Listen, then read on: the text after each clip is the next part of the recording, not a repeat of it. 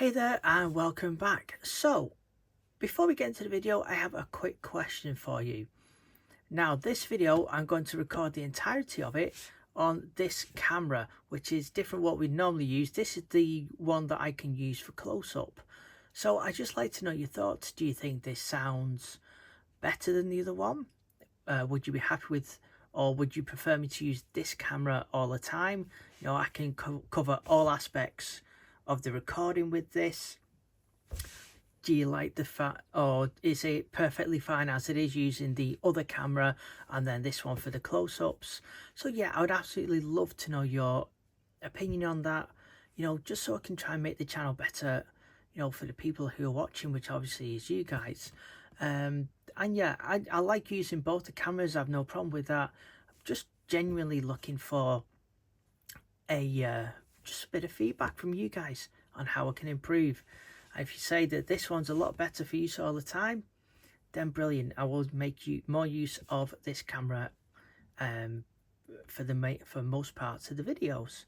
So let's get into this week's video. Now, the thing that I was thinking about before is that I did have a review what I was going to do for this week. However, I was just playing around with this building, doing a couple of little bits, and I thought, I've just fitted a couple of lights to this and it made it look, or makes it look amazing. It wasn't hard to do, it was so easy to do, and I thought, you know what, anyone can do this, and within the space of 20 minutes, half an hour, which is all it took me, you can really add something extra to your layout with doing something like this. And yeah, it brings light to the layout, well, even in the daytime, and of course you've got a wonderful nighttime running scenic going as well. So I'm not going to go through the whole process of doing this because it is similar to the RAC van, but I just want to show you guys how simple that this can be. So first off, not sponsored or anything like that, but a shout out to Small Scale Lights. And again, not sponsored, but they are fantastic. They've got most of what you need on the website, and as of this point in time, most of, if not all the lights, all the LEDs what I've used, I've got from there because I just love the way that they do them. So go check out Small Scale Lights, and yeah, there's tons of stuff on there. They're really good. So I got my LEDs from there. I got my batteries, my battery holders, and my little switches from Amazon. And I have shown these before, but just to remind you, it was just these little switches, and these switches will operate up to 50 volts. So they are more than adequate enough for what we need. You can, it has got 3 poles on it, but that means great, you can choose between 2 lights, or you can use it as a simple on off, which is easy and fantastic. Again, I think, yep, you did see something fly across the screen. That's because I know the soldering iron over. So these I got from eBay. I think these were just a few pounds each for a pack of 10. As you can see, I've got 5 left. And then the little batteries what I use, which, do I have the thing to one side? I should have done because I need to order some more. No, I don't. I think they are the C1220 batteries. Just bear with me 1 second. Ah, got it. CR1220 battery, which is a 3-volt battery. And then you need a little bit of wire. That is all you need. It's so simple. So all I've done with this is I've drilled a 1mm hole, followed by a 2mm, then a 3mm hole. Now, so you can see a tiny gap under there. That is fine, no problem with that. Now, the reason why you're having to do a gap or a hole that big, and I've just not tidied these up yet for the purpose of the video, is when you get the lights, they come with a resistor fitted like that, which most lights do, and it just means that, you know, just to push all that through that hole.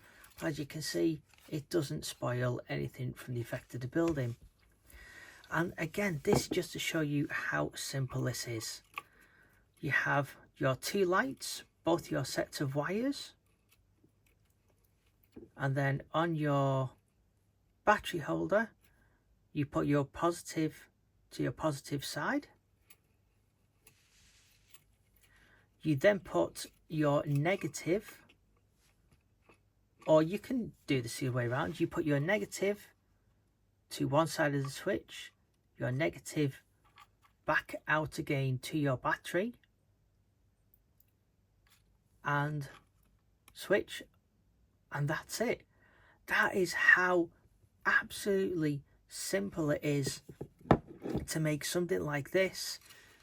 And then to, let me just pop those back in there for now, how simple and easy it is to do something like this, especially if you think about it in a budget form. I mean, I would, if I was to make a rough guess, I would maybe say, all in all, taking apart, you know, buying the quantities, this probably cost me, I would say, around £5, something like that, to do this. £5, half an hour, and it looks absolutely brilliant. And in fact, because this building is so small, you can actually leave those lights tucked up. So there you go. So £5, a few little bits of soldering, and that's about it. And it's a basic little bit of soldering. I mean, I was absolutely terrible, but as you can see, mine are looking a little bit better there now. And then all I've done with the switch is I've just super glued it, and if you look there, you can barely see the switch on the outside of the building, so you can just about make it out there. Even turn to the side like that, see, it's only just poking out, so you could quite easily assume, if you've got a diorama on the inside, that that's just a workbench, a bit of something what's been left in there, you know, a bit of steel or something, or a part. It doesn't look out of place.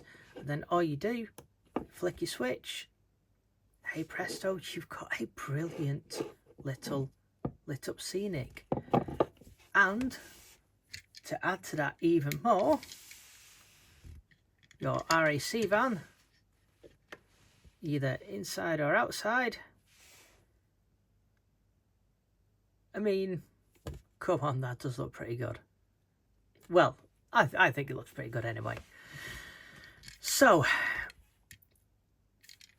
yeah, let me know what you think. I did want to do like a proper little tutorial, because I did quite an extensive one on doing this, and to be honest, it is kind of doing exactly the same. But again, with how little time and little resources it took, I thought, you know what, something else that you can do with your lights. And even, I mean, these are quite bright, so if you don't mind little switches, if you've got houses that are like this, you could run wires up and inside the houses. You could have a bigger power bank like this one off to one side with the same little switch on, and then you can light up every single house what you've got with these little tiny lights, again, for just something so simple. So yeah, let me know in the comments what you think about this below. Also, let me know what lights, what things have you guys done, because when I'm building my layout, I want to try and get better with all this sort of thing, a bit more technical, like with lights and things like that, just make things look a bit better, a bit more realistic, and especially for evening as well. So yeah, let me know what you think, and I think it just adds so much character to your layout. And I did do another building yesterday, which I did for my dad for his layout, so we will pop this down on the layout so you can see. So here we have it down on the layout, and we've got the lights on at the minute, and it looks absolutely brilliant. I'm really made it with how this has turned out. So let me just turn the lights off, so the room's quite dark, and that looks absolutely fantastic. And just to give it that little bit more of an effect, if we pop this in, brilliant. So there we have it, with about half an hour's work, a couple of little lights, as you can see, we've absolutely transformed this little building. And then let's have a look with the other lights on. And it's not taking anything away from the building, even with those being on. So there we have it, folks. Absolutely wonderful way to upgrade a building in just a short amount of time. So I hope you've enjoyed this little video. Thumbs up, like and subscribe, and as always, we will see you in the next video.